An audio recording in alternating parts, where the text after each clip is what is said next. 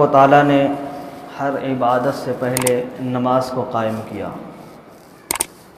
قرآن مقدس کو اٹھا کر کے دیکھا جائے، اس کی تفسیر کو پڑھا جائے تو ہر عبادت سے پہلے نماز ہے۔ نماز کا وہ مقام ہے، وہ عظمت ہے کہ اس کا کوئی کہنا نہیں۔ اللہ تبارک و تعالیٰ نے پھر اپنے بندوں پر حکم کیا کہ اپنے حلال رزق، اپنے حلال مال سے اپنے رب کے راہ میں قربانی کرو۔ اور یہ ماہ ذی الحجہ کا مہینہ ہے، اس مہینے میں بہت سارے برکتیں اور بہت سارے وسعتیں ہیں۔ اللہ تبارک و تعالیٰ نے 19 دن پورے سال کے اندر ایسا رکھا گیا ہے کہ جس میں بہت سارے برکتیں ہیں اور بہت ثواب کا کام ہے۔ 19 راتیں، 19 میں سے 13 شب یعنی کہ 13 دن جو ہے ماہ ذی الحجہ کا رکھا گیا ہے، اور باقی 5 شب جو ہے وہ اور دنوں میں رکھا گیا ہے۔ اللہ تبارک و تعالیٰ ماہ ذی الحجہ کے 1 تاریخ سے لے کر کے 10 تاریخ یعنی کہ ایک عشرہ جس کو بولتے ہیں، جس طرح سے ماہ رمضان میں 3 عشرہ ہوتے ہیں 10 کا، اسی طرح سے ہر مہینے کا 3 عشرہ ہوتا ہے 10 کر کے، یا کسی مہینے کی چاند 29 تاریخ کا ہوتا ہے تو وہ آخری کا عشرہ 9 دن کا ہوتا ہے، لیکن ہوتا 9 دن کا، گنتی میں آتا ہے 10 دن کا 3 عشرہ۔ تو اس مہینے کے پہلی عشرہ میں اتنی برکتیں، اتنی رحمتیں ہیں کہ اس کا کوئی کہنا نہیں۔ پھر اس کے بعد 3 دن یعنی کہ دوسری عشرہ کے 3 دن میں پھر وہ رحمتیں رکھے گئے ہیں، اور حضور نبی رحمت صلی اللہ تعالی علیہ وسلم ماہ ذی الحجہ کے اس 10 دن مسلسل روزہ رکھتے تھے، اور عرفات کے دن یعنی کہ 9 ذی الحجہ یعنی کہ جس دن حج ادا کیا جاتا ہے، عرفات کا میدان میں تمام حاجی جمع ہوتے ہیں، تمام حاجی جمع ہوتے ہیں، اور پھر اس وقت جو رحمتیں برستی ہے، لاجواب رحمتیں برستی ہیں، بے شمار رحمتیں برستی ہے۔ بلکہ علماء کرام اور مفسرین کرام نے یہاں تک لکھا ہے کہ عرفات والے دن یعنی کہ جس دن حج ادا کیا جاتا ہے، جس دن حج ادا کیا جاتا ہے، یوم عرفات والے دن عصر کا جب وقت ہوتا ہے، کیونکہ پورے دن حاجی لوگ چکر لگاتے ہیں اور حج کو ادا کرتے ہیں، تو پھر عصر کے ٹائم میں موسم جو ہے نا اللہ تبارک و تعالیٰ کی طرف سے موسم ٹھنڈا ہونا شروع ہو جاتا ہے، اور پھر آٹومیٹکلی بادلیں بھی لگنا شروع ہو جاتا ہے، اور رمجھم بارش بھی ہونا شروع ہو جاتا ہے۔ بلکہ وہ عام بارش نہیں، بلکہ اللہ تبارک و تعالیٰ کے رحمت کی بارش ہے، اللہ تبارک و تعالیٰ کے رحمت کی بارش ہیں۔ اور پھر ہر جگہ یہ اعلان کیا جاتا ہے کہ ماہ ذی الحجہ کا چاند نکلتے ہی یہ اعلان ہوتا، ہر مسجد سے یہ کہا جاتا ہے کہ یوم ذی الحجہ کا چاند نظر آ چکا ہے، اب اپنے بال، اپنے ناخن کو کاٹنا بند کر دیں۔ 10 دن، کتنے دن؟ 10 دن اپنے بال اور ناخن کو نہ کاٹیں۔ اچھا، نہیں کاٹنے کا حکمت کیا ہے؟ یہ بھی تو مسئلہ ہے۔ نہیں کاٹنے کا حکمت یہ ہے کہ جب حاجی لوگ حج کرنے کے لیے جاتا ہے، حاجی لوگ حج کرنے کے لیے جاتا ہے تو پھر وہ احرام جب باندھنا شروع کر دیتے ہیں تو اس سے پہلے وہ ناخن کو تراش لیتے ہیں، پھر بال کو کاٹ دیتے ہیں، سر مونڈا دیتے ہیں۔ کیوں کہ جب صحابہ کرام نے رسول اکرم صلی اللہ علیہ وسلم سے کہا کہ یہ بال موڑنے کا کیوں فلسفہ ہے، ناخن کاٹنے کا حکم کیوں دیا گیا، اور 10 دن بال اور ناخن کیوں کاٹنے سے منع کیا ہے، تو رسول اکرم صلی اللہ علیہ وسلم نے ارشاد فرمایا کہ وہاں عرفات کے میدان میں حاجی لوگ اپنے بال اور ناخن کو کاٹنا بند کر رہے ہیں، یہاں تم اپنے ناخن اور بال کو کاٹنا بند کرو، ان کی ہی جیسا تمہیں بھی ثواب عطا کیا جائے گا۔ ان کے جیسا تم تو حج نہیں کر سکتے، وہاں تک تم جا نہیں پہنچے ہو، تم ان حاجیوں کے ہی رسم کو تو یہاں بیٹھ کے ادا کر سکتے ہو، ان حاجیوں کے رسم کو یہاں بیٹھ کر کے ادا کر سکتے، احرام نہیں باندھ سکتے ہو، پر ناخن بھی نہیں کاٹ سکتے ہو، اپنے بالوں کو بھی نہ کاٹو۔ تو یہ بہت بڑا فلسفہ ہے۔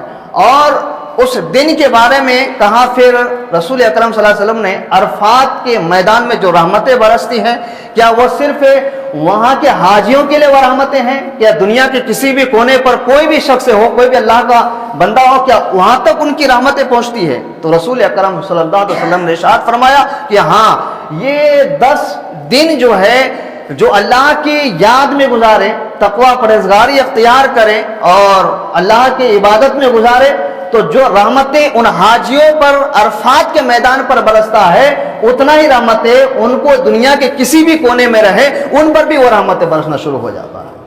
لیکن آج ہمارا حال کیا ہے؟ یوم ذی الحجہ کا چاند نکل آتا ہے تو ہمیں پتہ ہی نہیں لگ رہا کہ چاند نکلا ہے کہ نہیں نکلا ہے۔ آج لوگ ڈانسیں کر رہے ہیں، ٹھمکے لگا رہے ہیں، کہیں شادیوں کے نام سے، کہیں اور کچھ کے نام سے، کہیں اور کچھ کے نام سے۔ آج ہماری مذہب قوم مسلم امت محمدیہ کی جو خصلتیں آج نظر آ رہا ہے نا، ہم نے تو قوم ہود کو نہیں دیکھا، ہم نے تو قوم سمود کو نہیں دیکھا، ہم نے قوم نوح کو نہیں دیکھا، ہم نے قوم عیسیٰ کو نہیں دیکھا، ہم نے قوم موسیٰ کو نہیں دیکھا، لیکن ان کے واقعات ہم نے جو پڑھا ہے، ان کے تفصیلات ہم نے پڑھا ہے۔ روایات میں جو تفصیلات قوم ہود، قوم نوح، قوم عیسیٰ، قوم موسیٰ کے جو امت کے بارے میں لکھا گیا ہے، آج اگر ان کی انمان اگر لگایا جائے، آج اگر ان جیسا امت کو دیکھا جائے تو امت محمدیہ میں آج پایا جا رہا ہے۔ آج امت محمدیہ میں وہی خصلتیں آج امت محمدیہ میں جو قوم ہود کے امت میں تھے، آج وہی خصلتیں ہیں۔ قوم ہود کے اندر کی بڑی بات یہ تھی، قوم ہود کے اندر اور قوم نوح کے اندر اگر ان کو دین کی بات بتاتے تھے، حضرت نوح علیہ السلام، حضرت ہود علیہ السلام، حضرت موسیٰ علیہ السلام اپنے امت کو جب دین کی بات بتاتے تھے، اللہ تبارک و تعالیٰ کی طرف ان کو بلاتے تھے، تو پھر وہ آنے سے منع کر دیتے تھے، آنے سے انکار کر دیتے تھے، اللہ کے حکم کو نہیں مانتے تھے، نبیوں کے حکم کو نہیں مانتے تھے۔ لیکن آج وہی حال ہمارا ہے، آج نبی نہیں ہے لیکن نبی کے وارثین ہیں۔ العلماء ورثۃ الانبیاء، بخاری شریف کی حدیث ہے، حضور نے خود ارشاد فرمایا کہ میرے امت کے علماء جو ہے نا نبیوں کے وارثین ہیں۔ اب تمہارے پاس نبی نہیں آئیں گے، لیکن اللہ تبارک و تعالیٰ نے تمہارے درمیان اپنے پیغمبروں کی، اپنے نبیوں کے وارث بنا کر کے تمہیں بھیجا ہے۔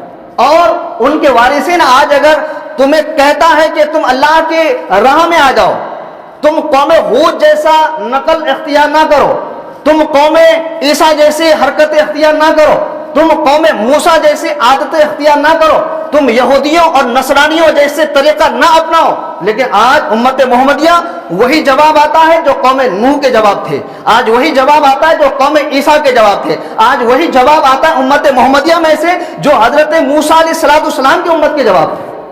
تو پھر ان میں اور ہم میں فرق کیا رہ گیا؟ پھر کہتے ہو کہ ہم پر یہ عذاب کیوں آ رہا ہے، پھر کہتے ہو کہ یہ گرمیاں کیوں بڑھنے لگی ہے، پھر کہتے ہیں کہ بارشیں کیوں نہیں ہو رہی ہے، پھر کہتے ہیں کہ ظالم ہم پر نظریں کیوں گڑا رہے ہیں، پھر کہتے ہو کہ آج مسجدوں کو چھینے کیوں جا رہا ہے۔ ابھی ایک ہفتے کی بات بتاؤ، 2 مسجدیں ہم سے چھین گئی ہیں، بھی ایک ہفتے کی بات۔ اسی ہفتے میں مولا مسجد ایک چھینا، دوسرا بمبئی کے باندرا کے پاس جو مسجد سالوں پرانی مسجد ہے، اس مسجد کو چھین لیا۔ جو 1500 سال پرانی مسجد ایم پی کے سرزمین پر تھے، آج وہ ہم سے چھین لیا گیا۔ کیوں چھینا ہے؟ یہ غلطی کس کی ہے؟ یہ غلطی کسی اور کی نہیں، غلطی تو ہماری ہے، کیونکہ ہم نے اللہ اور رسول کے باتوں کو ٹال دیا ہے، کیونکہ ہم نے مقدس مہینہ ہمارے پاس آنے کے باوجود بھی ہم اس مہینے میں خرافات کرنے میں آگے ہیں۔ آج قوم مسلم مر چکا ہے، اس کے ضمیر مر چکے ہیں، آنکھ میں جو آنسو شرم اور حیا کے تھے وہ پہلے ہی بہہ چکا ہے۔ یا یوں سمجھ لیجئے، جب پیدا ہوا تھا، پیدا ہوتے ہی وہ جب بچپن میں روتا ہے نا بچہ، تو اسی وقت ہمارے آنسو حیا اور شرم کے اسی وقت بہہ چکا ہے۔ جب جس کے اندر حیا کے آنسو نہیں رہے گا، جس کے اندر شرم کی آنسو ہی نہیں رہے گی، تو پھر ان کو دین کا کیا پرواہ ہوگا، پھر اس کو رسول اکرم صلی اللہ علیہ وسلم کے فرمان کا کیا پرواہ ہوگا۔ جو نظام میرے آقا مدینے والے مصطفیٰ مدینہ کے سرزمین پر کھجور کے ٹوٹی ہوئی چٹائی پر بیٹھ کر کے ہم جیسے نکاروں کے لیے لکھا تھا، ہم جیسے گنہگاروں کے لیے لکھا تھا، ہم جیسے خطا کاروں کے لیے لکھا تھا، پھر وہ ہمارے دل میں کیسے اتر سکتا ہے؟ کیونکہ ہمیں تو ان سے محبت ہی نہیں ہے، ہمیں تو ان سے محبت ہی نہیں ہے۔ اللہ تبارک و تعالیٰ خود ارشاد فرماتا ہے کہ میں اپنے بندوں کو عذاب دے کر کے مجھے کچھ نہیں ملے گا. ہاں اگر کوئی بندہ چاہے کہ میں عذاب لوں تو پھر اللہ اس میں کچھ نہیں کرتا. اللہ تو چاہتا ہے کہ میرے بندے کو میں اپنے بندوں کو عذاب ہی نہ دوں. میں نے اپنے بندوں کے لیے جو ہے نا جنت کو وسیع بنایا ہے, اتنا بڑا جنت کو بنایا ہے کہ جنت تو بہت دور کی بات ہے. میرے آقا ارشاد فرماتے ہیں کہ جنت کے ایک پیڑ کے بارے میں بتایا کہ ایک پیڑ 7 آسمان کے درمیان جتنی جگہ ہے, ایک پیڑ اتنی جگہ لے کے کھڑی ہوئی ہے, تو بتاؤ جنت کا کیا عالم ہوگا, پھر جنت کا کیا عالم ہوگا. پھر اتنی بڑی جنت ہمارے لیے بنایا, لیکن ہم نے اس جنت کو جیتے جی ختم کر رہے ہیں. کسی نے کہا نہیں گھر میں اگر کوئی خود آگ لگا دے تو پھر دوسرے کی غلطی کیا ہے, پھر بجھنے سے تھوڑی وہ آگ بجھ سکتی ہے. وہی کہانی ہمارا ہو چکا ہے. چاہے ہم کسی بھی اینگل میں لے لیں, چاہے ہم کسی بھی طریقے سے لے لیں, ہم قوم ہود اور قوم نوح کے طریقے پر چلنا شروع کر دیے ہیں. جب ہمارے طریقہ قوم نوح کا ہوگا یا قوم ہود کا ہوگا یا یہودیوں کا ہوگا یا نصرانیوں کا ہوگا یا عیسائیوں کا ہوگا یا غیر مسلم کا ہوگا, تو پھر ہم سے ہمارے مقدس جگہ چھینے جائیں گے, بآسانی سے چھین لیں گے. پھر ہم کچھ بول بھی نہیں سکتے ہیں, ہم کچھ کر بھی نہیں سکتے ہیں. ہمارے پاس سب کچھ ہونے کے بعد ہم وہ ہو چکے ہیں جیسے کسی انسان کے اندر کچھ بھی نہ ہو. ایک جانور کے اندر کوئی اختیار نہیں ہوتا ہے, ایک جانور کے اندر کوئی اختیار نہیں ہوتا ہے. اللہ نے اس کے اندر طاقت بھی رکھا ہے, ایک انسان سے بھی زیادہ طاقت ایک جانور کے اندر, ایک جانور کے اندر ایک انسان سے زیادہ طاقت رکھا ہے, ایک انسان کے شریر سے بھی زیادہ اس کے اندر گوشت رکھا ہے, ایک انسان کے مقابلے سے زیادہ ہر چیز اس کے اندر ہے, لیکن اس کے اندر اختیار نہیں ہے.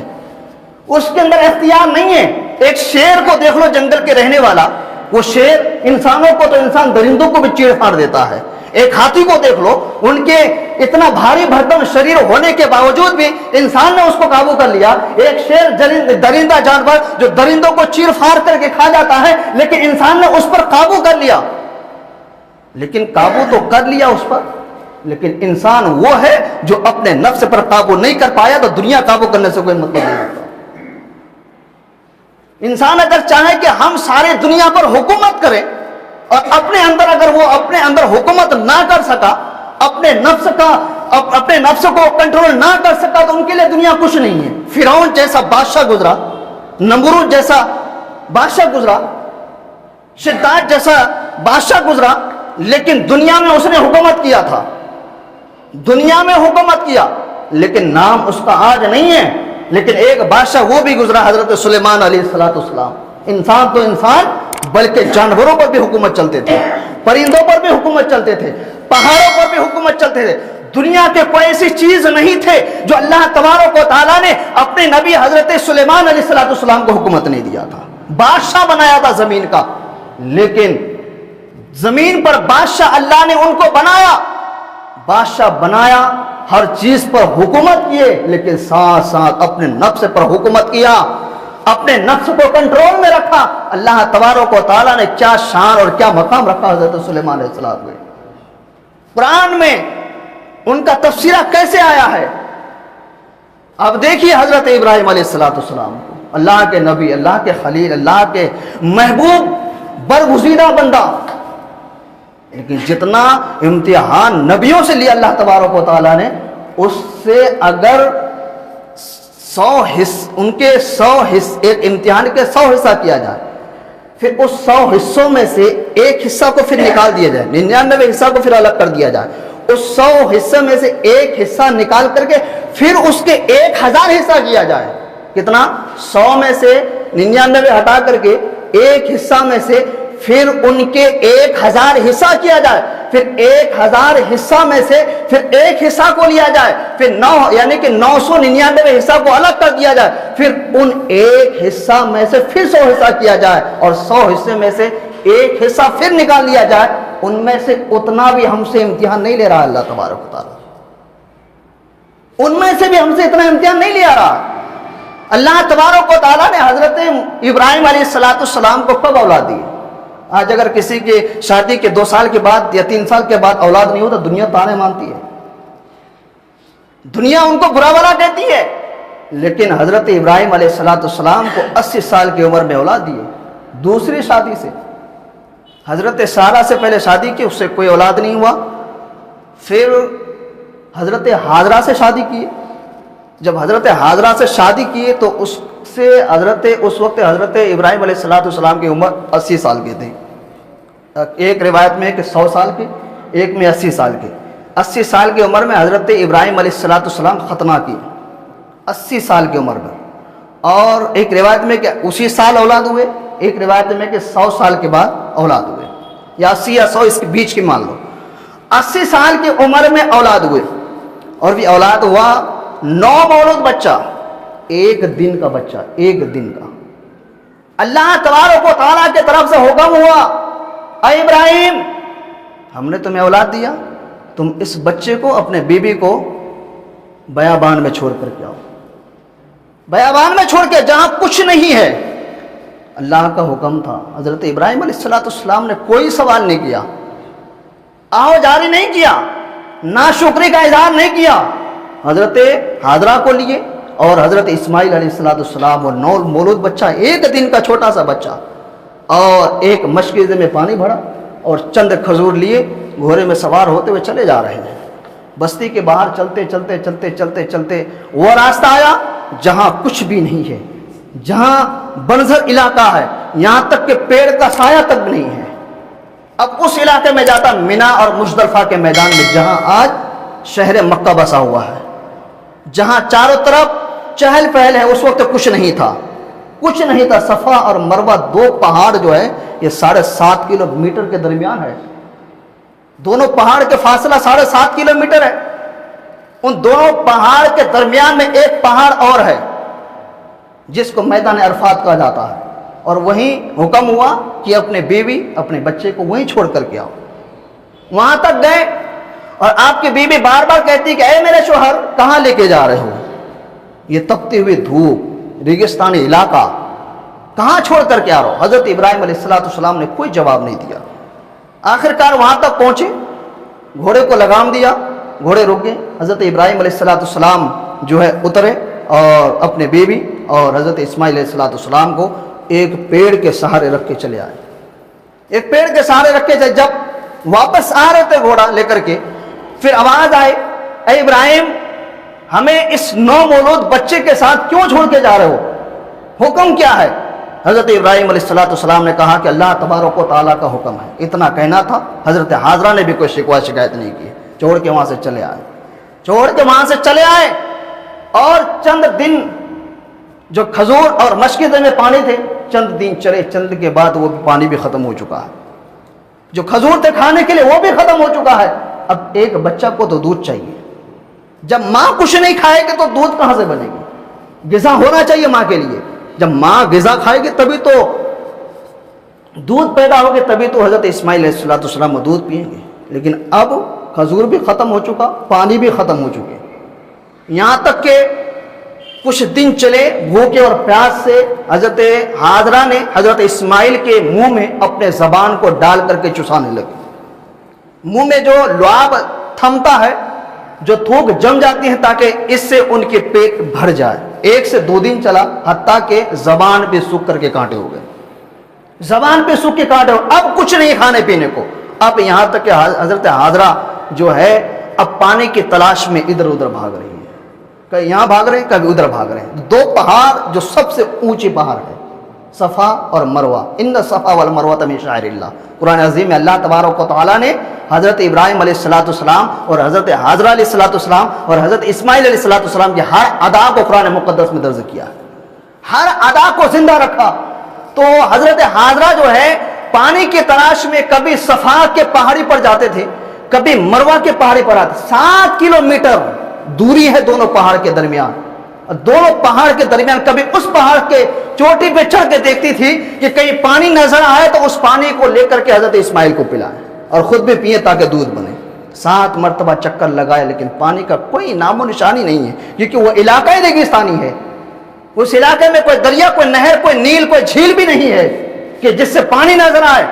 اور یہاں حضرت اسماعیل علیہ السلام پیڑ کے نیچے لیٹا ہوا ہے، حضرت اسماعیل علیہ السلام رو رہے ہیں، اپنے دونوں ایڑیوں کو زمین سے رگڑ رہے ہیں جب 7 مرتبہ پورا ہوا، اللہ تبارک و تعالیٰ نے حضرت اسماعیل علیہ السلام کے ایڑیوں کے صدقے، ایڑیوں کے نیچے سے ایک پانی کا چشمہ نکالا، ایک پانی کا چشمہ نکالا اس ریگستانی علاقے پر۔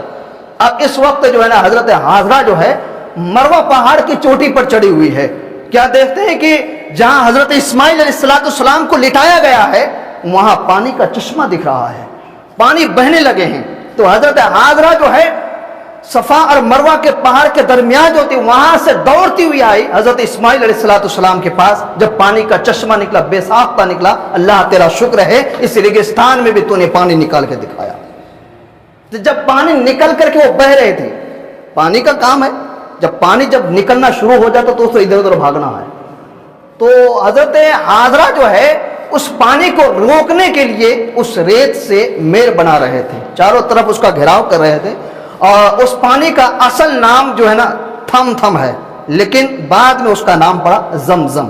آج پورے دنیا میں وہ پانی پلائے جاتے ہیں اور پی رہے ہیں، اور اس پانی میں وہ تاثیر رکھا گیا ہے، اگر کوئی بھوکا اگر اس پانی کو پیے یا کوئی پیاسا اگر اس پانی کو پیے تو دونوں چیز میں وہ کام کرے گا، بھوک بھی لگا پیاس بھی لگا، وہ پانی پیے گا، پیڑ دونوں میں کام کرے گا، اس کا بھوک بھی ختم ہو جائیں گے اور اس کا پیاس بھی ختم ہو جائے گا۔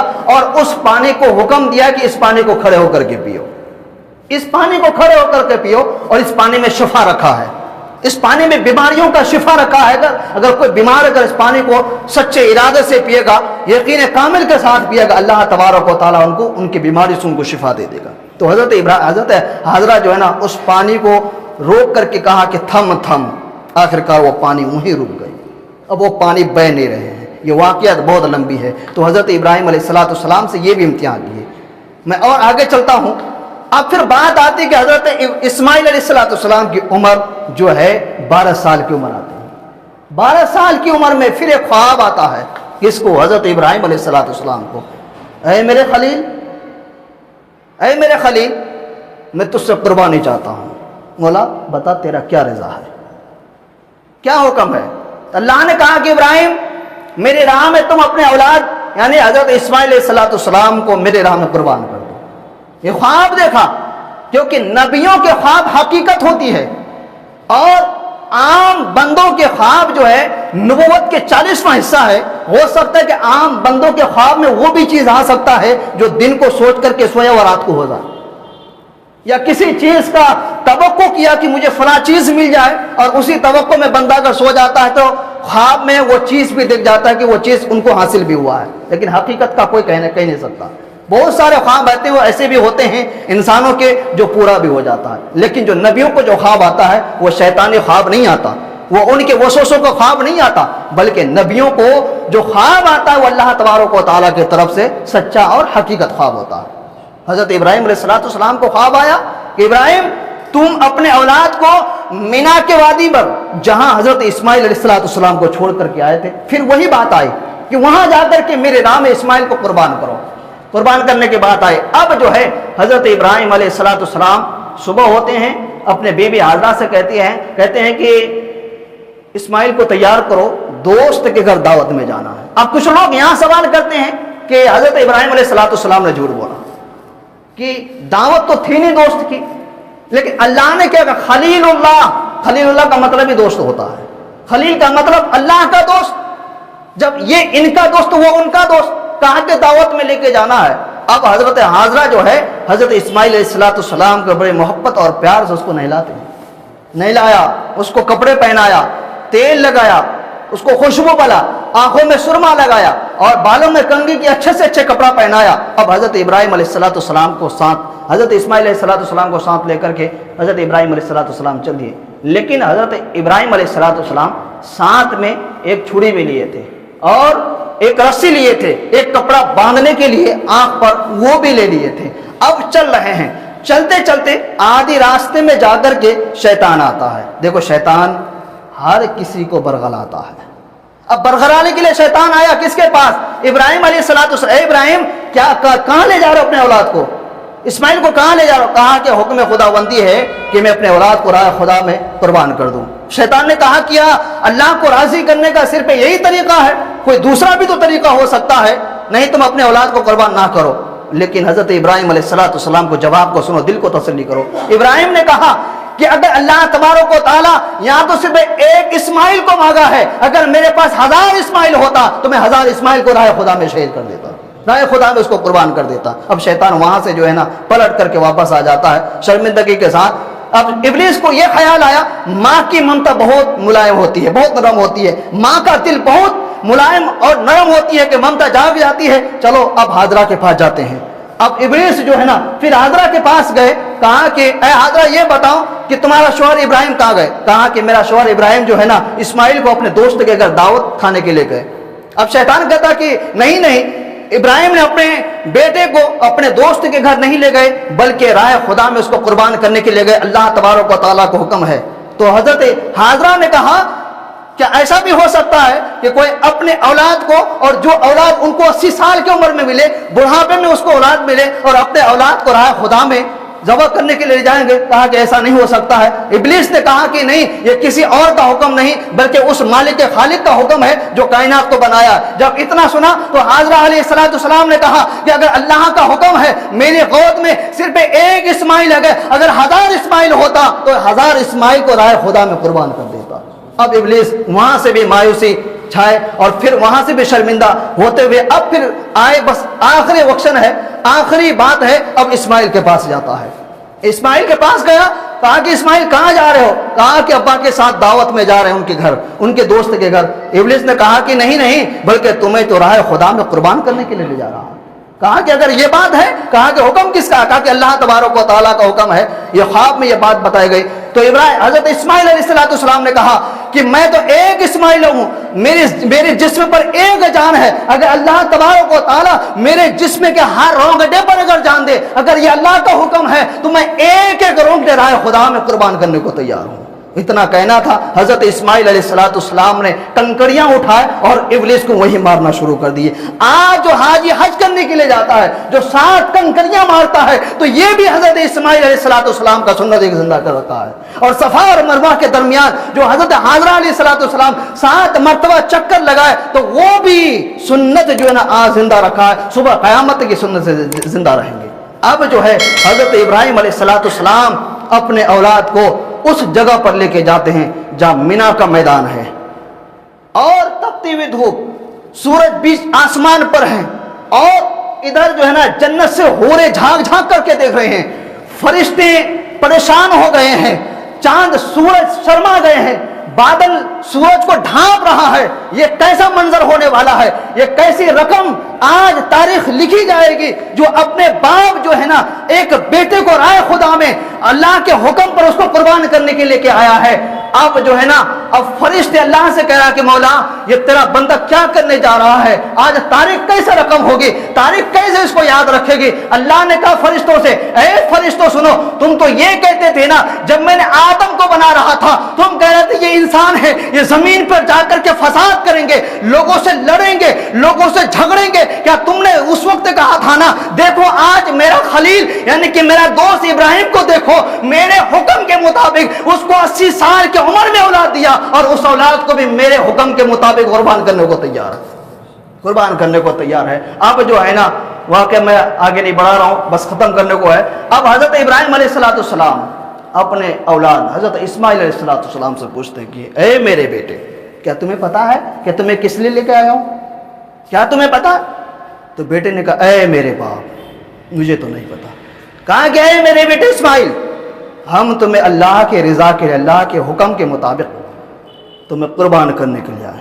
تو بیٹے نے یہ نہیں کہا کہ یہ کیسی بات ہے، یہ تک نہیں کہا، اف تک نہیں کیا۔ بیٹے نے کہا اے میرے باپ جو چاہو وہ کرو، اللہ کی جو مرضی ہے وہ کرو۔ اب جو ہے نا حضرت ابراہیم علیہ السلام حضرت اسماعیل علیہ السلام سے یہ اجازت لیا اور رسی کو نکالے۔ رسی کو نکالنے کے بعد دونوں ہاتھ کو بھی باندھ دیے، وہ ریشمی ہاتھ، دونوں پیروں کو بھی باندھ دیے۔ حضرت اسماعیل علیہ السلام کو ایک روایت میں آتا ہے کہ منہ کے بل لٹایا، ایک روایت میں آتا ہے کہ چت لٹایا۔ جس طرح سے ایک جانور کو ذبح کیا جاتا ہے پہلو کے بل، اور اس کے سر کو موڑ کر کے بل دے کر کے سینگ پہ کے بل رکھا جاتا ہے، اور تیز چھری سے ذبح اس لیے جلدی کیا جاتا ہے تاکہ یہ रगे तन जाए और छुरी चलाने में दिक्कत ना हो, गला जल्दी से कट जाए, एक रिवायत में ये आता है। तो अब हजरत इस्माइल अलैहिस्सलाम को लेटाल दिया गया है। अब जो है ना आंख में जो कपड़ा लेके गए थे वो पट्टी बांध दी। जैसे छुरी उठाया, इस्माइल ने कहा ऐ मेरे बाप रुक जाए। बात बदल गई। इस्माइल अलैहिस्सलाम जब ये ऐ मेरे बाप रुक जाए इतना कहा, हजरत इब्राहिम अलैहिस्सलाम क्या मेरे बेटे प्लान बदल गए क्या? अभी तो तुम राजी थे और इन्नल्लाह मा साबिरीन, मैं सब्र करके दिखाऊंगा, तो क्या तुमने प्लान बदल लिए? तो इस्माइल अलैहिस्सलाम से इतना इब्राहिम ने कहा, तो इस्माइल ने कहा कि ऐ मेरे बाप, मेरे प्लान नहीं बदला, बल्कि मैं ये चाहता हूं कि मेरे हाथ का रस्सी भी खोल दिया जाए, मेरे पैर का रस्सी भी खोल दिया जाए, ताकि आज के मौरिख ये ना लिखे कि एक बाप अपने बेटे को जबरदस्ती ज़बह कर रहा था, उनके गर्दन पर छुरी जबरदस्ती, इसलिए उनके हाथ बांध दिए थे, इसलिए उसके पैर बांध दिए। मैं ये नहीं चाहता कल के मौरिख, कल के लोग इस बात पर उंगली उठाए, ऐ मेरे बाप मेरे हाथ को भी खोल दे, मेरे पैर के रस्सी को भी खोल दे। अब जो है ना पैर के रस्सी भी खोल दी, हाथ के रस्सी भी खोल दिए, और छुरी इतनी तेज थी कि अगर किसी पत्थर पर रखते तो वो पत्थर रेजा हो जाता था। अब रस्सी भी खोल दिए, फिर दोबारा लिटाल दिए, आंख में पट्टी बंधा हुआ है, पट्टी बांध दिए। अब जो है ना हजरत इब्राहिम अलैहिस्सलाम छुरी को लिए हजरत इस्माइल अलैहिस्सलाम के गले पर अब चला रहे हैं, बार बार चला, पर गला कट नहीं रहा है। वो रेशम से गला, इतने मुलायम, 12 या 13 साल की उम्र का कोई बच्चा हो, उनका गला कितना मुलायम होगा, उनके गले की हड्डियां कितनी मजबूत होंगे। अब वो छुरी चल नहीं रहा है, बार बार छुरी चला रहा, नहीं चल रहा है। फिर उस छुरी को फिर दोबारा आंख से पट्टी खोला, फिर छुरी को पत्थर में तेज किया, तेज करने के बाद दूसरे पत्थर पर मारा तो पत्थर रेजा रेजा हो गया, इतने तेज छुरी। फिर दोबारा से फिर हजरत इस्माइल अलैहिस्सलाम के गले पर छुरी को चला रहा है। अब चला रहा, चल नहीं रहा, बल्कि यहां तक रिवायत में आया है कि छुरी को नोक के बल दे करके गले में पूरा वजन डाल दिया हजरत इब्राहिम अलैहिस्सलाम, लेकिन छुरी चल नहीं रहा है। फिर छुरी को फिर तेज किया, तीसरी मर्तबा जब छुरी चलाया तो छुरी चल गया।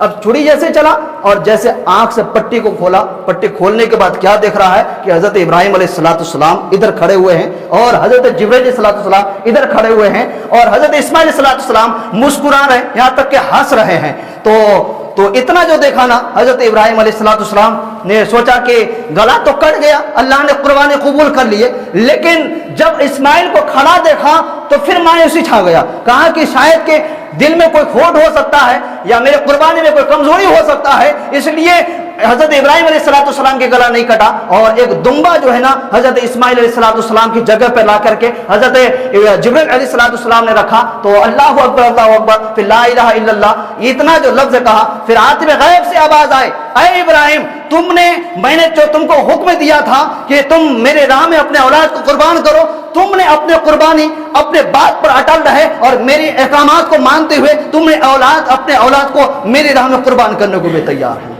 तो बताओ, नबियों से इतना इम्तिहान लिए, उनके इतने हिस्से करने के बावजूद भी हमसे उतना भी इम्तिहान नहीं लिया जा रहा है। आज अगर वही हुक्म होता कि हर बाप अपने औलाद को कुर्बान करे, हर बाप अपने बेटे को कुर्बान करे, मैं तो कहता कि दुनिया में कोई ऐसा बाप होता ही नहीं जो अपने सगे बेटे के गर्दन पर यानी कि छुरी चलाए।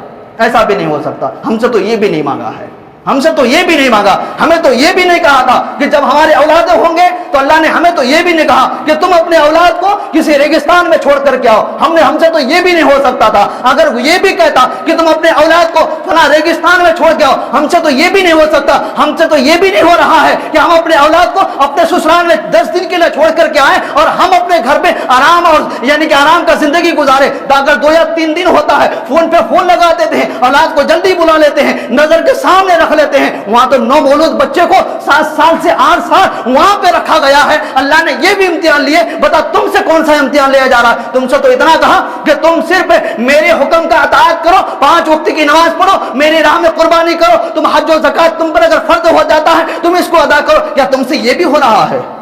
फिर याद आती है ये उम्मत मोहम्मदिया सिर्फ नाम का रह गया है, काम का तो ये उम्मत यहूदी हो गया है, उम्मत हूद हो गया है, उम्मत ईसा व मूसा हो गया है। जिस तरह से वो उम्मत अल्लाह व रसूल के, अल्लाह और नबियों के बातों को इनकार कर रहा था, फिर उनका हशर वो हुआ। आज तारीख के पन्ने चीख चीख के कहती है अगर तुम भी ऐसा करोगे तो तुम्हें भी कौम हूद बनने में टाइम नहीं लगेगा, तुम भी ऐसा करोगे तुम्हें भी कौम मूसा बनने में टाइम नहीं लगेगा, तुम भी ऐसा करोगे तुम्हें कौम ईसा बनने में टाइम नहीं लगेगा। تم بھی ایسا کرو گے تمہیں قوم نوح بننے میں ٹائم نہیں لگے گا. قوم نوح میں ایسے طوفان آیا جو سب کو نیست نابود کر دیا گیا تھا. جو ایک تین دن کا بچہ جو پہاڑ کے اونچی چوٹی پر اس کے ماں نے اس کو بچانے کے لیے رکھا تھا, ایک بات کا انکار کر کے اس کے ماں نے صرف حضرت نوح علیہ السلام کی بات کو نہیں مانا. کہا کہ تم میرے کلمہ پڑھ کے مذہب اسلام میں شامل ہو جاؤ, اللہ کی اطاعت کرو. اس عورت نے کہا کہ میں ایسا نہیں کر سکتی. تو اس عورت نے 3 دن کے بچہ کو لے کر کے ایک پہاڑ کی اونچی یعنی کہ ایک اونچی پہاڑ کے چوٹی میں جا کر کے اس بچے کو بچانا چاہا, لیکن وہ طوفان جو آیا تھا وہ 3 دن کا بچہ بھی نہیں بچ سکا. اس 3 دن کے بچے کی قصور کیا تھا؟ قصور تو اس کے ماں کی تھی. اس کے ماں نے حضرت نوح علیہ السلام کی بات نہیں مانے. قصور ماں کی ہو, اگر قصور ماں کی ہو اور نہ ماننے والے بھی اگر ان کے ساتھ ہو تو ان کا بھی اشر وہی ہو سکتا ہے. جیسے گیہوں پیسنے والے چکی جو ہوتا ہے, پیسا تو گیہوں کو جاتا ہے, گھن کو تھوڑی پیسا جاتا ہے. گھن تو فری میں پس جاتا ہے. اس چکی میں جو ڈالا جاتا ہے گیہوں ہی تو ڈالا جاتا ہے, گھن تھوڑی ڈالا جاتا ہے. لیکن گیہوں کے ساتھ ساتھ گھن بھی پیسا جاتا ہے. اس لیے کچھ ناواقفہ لوگوں کی وجہ سے, کچھ نااہل لوگوں کی وجہ سے, کچھ نا علم کم رکھنے والوں کی وجہ سے, نصف العقل والوں کی وجہ سے آج پوری امت بدنام ہے, آج پوری قوم بدنام ہے. آج پوری قوم پر جو آنچ آ رہی ہے, آج پوری قوم پر جو دھبا لگے جا رہے ہیں, یہ پوری قوم کی غلطی نہیں ہے, صرف چند گنے چنے لوگوں کی غلطی ہے. آج امت محمدیہ وہی کام کر رہی ہے جو پچھلے امت کے لوگ کام کر رہے تھے. اور پتہ ہے اس امت کا حشر کیا ہوا؟ اللہ نے ایسے عذاب دیے, ایک کو تو تباہ و برباد کر دیے پانی سے, ایک کو ایسا حکم عذاب دیا جس کے اوپر آسمان سے آگ کے پتھر گر رہے تھے, ایک کے اوپر ایسا ہوا جو جانوروں میں تبدیل ہو گئے. آج تمہارے ساتھ بھی وہی ہو رہا ہے. آج تمہارے مسجدیں خالی, آج تمہارے گھروں میں ٹی وی سیریل, آج تمہارے شادی بیاہوں میں کھلے عام ننگے ناچ بنا, آج تم اپنے شادیوں میں خوب ٹھمکے لگاؤ گے, آج تم اپنے شادیوں میں خوش ناچو گے, آج تم اپنے شادیوں میں کچھ ڈی جے باجے کے ساتھ یہودیوں اور نصرانیوں کا طریقہ اپناؤ گے. کہ اللہ تبارک و تعالیٰ تمہارے اوپر یہ ظالم بادشاہ نہیں بٹھائے گا تو کیا عمر جیسا کوئی حاکم تمہارے سامنے لا کے کھڑا کر دے گا؟ کیا تمہارے سامنے کوئی کیا ابو بکر صدیق جیسا کوئی عدل کرنے والا تمہارے سامنے کھڑا کر دے گا؟ یہ توقع کبھی نہیں رکھنا مسلمانوں. جب تم نہیں بدلو گے تمہارے نسل نہیں بدل سکتے ہیں. جب تم نہیں بدلو گے تمہارے قوم نہیں بدلے گی. جب تم نہیں بدلو گے تمہارا معاشرہ نہیں بدلے گا. جب تم نہیں بدلو گے تمہارا محلہ نہیں بدل سکتے گا. بتائیں ایک امام کیا کر سکتا ہے؟ ایک امام کیا کرے گا؟ ایک اماموں کو تو 1000 آدمیوں کا تانے سننا پڑتا ہے, ایک امام کو 1000 کے باتوں کو سننا پڑتا ہے. بتائیں ایک امام کیا کرے گا؟ ایک امام کیا ڈنڈے لے کر کے ابھی ایک جگہ پر ایک امام صاحب نے ایک شادی میں ڈی جے بج رہا تھا, امام صاحب نے اپنے ضرورت پر شرم کیے, اپنے طاقت اپنے بل کے مطابق اس پر ڈنڈے برسائے, اب پھر پتا قوم نے اس کو کیا سلا دیا, ان پر جا کر FIR درج کر دیا. یہ بھی کرے تو آج امام پھر بھی بدنام ہے. قوم کیا کر رہی ہے اپنے علماء کے ساتھ؟ جب اپنے علماء کو تم اس نگاہ سے دیکھو گے, تمہارے علماء تمہیں اگر برائیوں سے بچانا چاہتا ہے تم ان کو برا بنا کہو گے, تم اگر ایسے کاموں سے روکو گے, امام کا ساتھ نہیں دو گے, تو پھر تمہارے اوپر بھی وہی عذاب آئے گا جو قوم ہود کے اوپر عذاب آیا تھا, جو قوم نوح کے اوپر عذاب آیا تھا. اور تم یہ چاہتے ہو کہ ہمارا امام جیسا ہم کرے ہمارا امام کر سکتا ہے. اگر کوئی امام غیرت والا ہوگا, کسی امام کے اندر اگر عشق مصطفیٰ کی جھلک نظر آ رہا ہے, کسی امام کے اندر اگر شریعت مصطفیٰ جیسے عمل نظر آ رہا ہے, کسی امام کے اندر سنت مصطفیٰ جیسے اگر عمل نظر آتا ہے, وہ امام جگہ چھوڑ سکتے ہیں, وہ امام گردن کٹا سکتا ہے, وہ امام گالی سن سکتا ہے, وہ امام مار کھا سکتا ہے, وہ امام جیل جانا پسند کر سکتا ہے. اس امام کو تم مجبور کر سکتے ہو, پر وہ امام کبھی تمہارے باتوں میں آ کر کے یہودیوں اور نصرانیوں جیسے کاموں کو نہیں کر سکتا ہے. میں کیسے اماموں کو دیکھا, ابھی میں نے ایک ماہ کے لیے گھر گیا, کئی ایسے مجدد عالم دین سے ملاقات ہوئی میری, کئی ایسے عالم دین سے میری ملاقات ہوئی جس نے منصب امامت کو چھوڑ دیا ہے, جس نے دین کے خدمت کو چھوڑ کر کے بزنس کرنا شروع کر دیا ہے, میرا سوال ہوا کہ حضرت آپ اتنے جید عالم ہیں، ہم سے بھی زیادہ علم رکھنے والے ہیں، مسئلہ مسائل کے آپ ماہر ہیں، آپ قرآن کے تفسیر میں ماہر ہیں، آپ بیان کے تفسیر میں بھی ماہر ہیں، لیکن آپ منصب امامت کیوں چھوڑ دیے؟ آپ امت مسلمہ کی خیر خواہی کرنا کیوں چھوڑ دیے؟ امت مسلمہ کے حق میں بولنا کیوں چھوڑ دیے؟ پتہ ہے جواب کیا آیا؟ جواب یہی آیا، ان کے جواب سن کر کے دل اس وقت پسینہ ہو گیا، زمین پیر سے کھسک گیا۔ جواب آیا، اس قوم کا کچھ نہیں ہو سکتا ہے جو قوم اپنے اماموں کو گالی دے، جو قوم اپنے اماموں کی برا بھلا کہے، جس امام کے پیچھے نماز پڑھتا ہو اس امام کو گالی بکے اور پھر اسی امام کے پیچھے نماز پڑھتا ہو، بتا تیری نماز قبول ہو رہی کہ نہیں ہو رہی ہے؟ یہ بات سن کر کے اسی وقت جو ہے نا دماغ گھوم گیا، دماغ کام کرنے کے لیے بند کر دیا، انسان ہینگ ہو جاتا ہے، انسان جم جاتا ہے۔ کیا باتیں سننے کو ملتا ہے! آپ تو صرف ایک محلے میں رہ کر کے صرف ایک امام کو ستانے والے ہو، آپ ایک امام کی بات نہیں سننے والے ہو۔ ارے بھائی میرا تو نہ سنو صحیح، لیکن اللہ رسول کا تو مانو کہ اللہ رسول کیا تمہارے نزدیک حاضر و ناظر نہیں ہے؟ کہ اللہ تبارک و تعالیٰ تمہیں ہر وقت نہیں دیکھ رہا ہے؟ کیا رسول اللہ صلی اللہ علیہ وسلم ہر وقت حاضر و ناظر نہیں ہے؟ اگر تمہارا یہ عقیدہ ہے اللہ ہر جگہ موجود ہے، اللہ ہر جگہ دیکھ رہا ہے، نبی علیہ السلام ہر جگہ دیکھ رہا ہے، لیکن ہم گناہ کیسے کھلے عام کر رہے ہیں؟ شادیوں میں ناچ کیسے رہے؟ کیا شرم نہیں آئی اس وقت؟ کیا تمہارے غیرت ایمان اتنا بھی تمہیں جھنجھوڑا نہیں کہ اللہ تو دیکھ رہا ہے؟ ہم ناچ کیسے رہے ہیں؟ کیا تمہارے ایمان پر اتنا بھی اس وقت شرمندہ تم نے محسوس نہیں کیے؟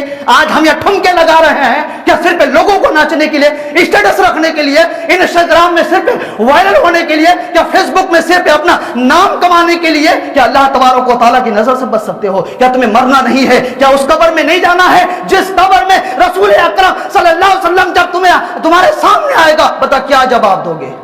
جواب تو دو صحیح۔ اگر غیرت کام کرتی ہے تمہاری، ایمان اگر تمہارے اندر اگر کچھ بھی اگر موجود ہے ذرہ برابر، تو آج بھی یہ سب کام سے توبہ کرو اور رائے حق پر آ جاؤ۔ جس طرح سے آج ہمارے مسجدوں کو چھینا جا رہا ہے، جس طرح سے ہماری عبادت گاہوں کو چھینا جا رہا ہے، دیکھ کر کے دل رونے لگتا ہے، آنکھ میں آنسو بھر آتے ہیں، پیروں کے زمین کھسک جاتی ہے۔ پھر کون جانتا ہے ایک مسجد کی اہمیت کیا ہے؟ آج چھن کر کے ایک مسجد میں پوجا پاٹ ہو رہا ہے، جہاں ایک خدا کو سجدہ کیا جاتا تھا، آج اس مسجد میں ہزاروں خداؤں کو پوجا جا رہا ہے۔ جہاں ایک خدا کے سامنے جھکا جاتا تھا، اسی منبر رسول سے قال رسول کا درس دیا جا رہا تھا، اسی منبر پہ ایک پتھر کی مورت رکھ کر کے اس کی پوجا کیا جائے۔ مسلمان تم کہاں سوئے ہو؟ تمہارا ایمان اتنا کمزور ہو چکا ہے، اتنا کمزور ہو چکا ہے کہ آج بھی تم نہیں سدھر رہے ہو۔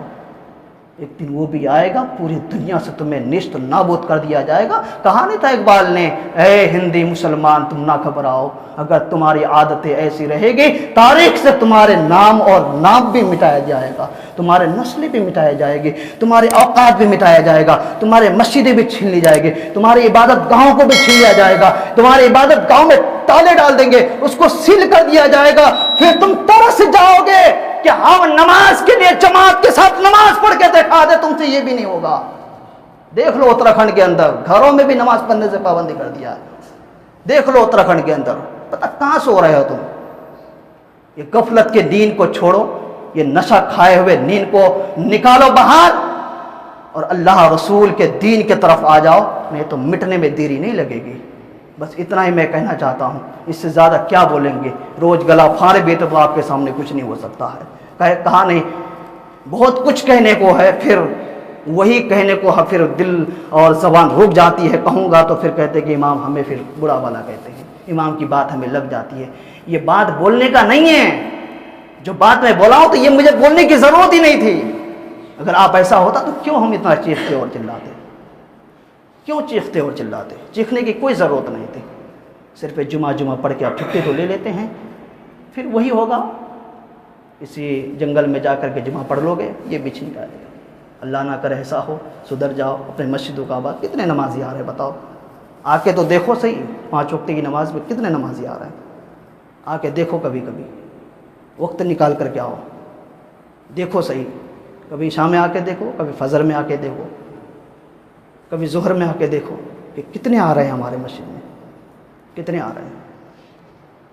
ایمان اگر زندہ ہے تمہارے اندر، تمہیں اللہ و رسول کا واسطہ، اللہ رسول کے خوف تمہارے اندر اگر موجود ہے، تو ان خرافات، شادی بیاہوں کے ناچ گانے ڈھول تاشے چھوڑو، اللہ کی راہ میں آؤ مسجدوں کو آباد کرو. آنے والے یہ 10 دن بہت ہمارے لیے معتبر دن ہے. اس 10 دن میں کم سے کم تقوی اختیار تو کرو.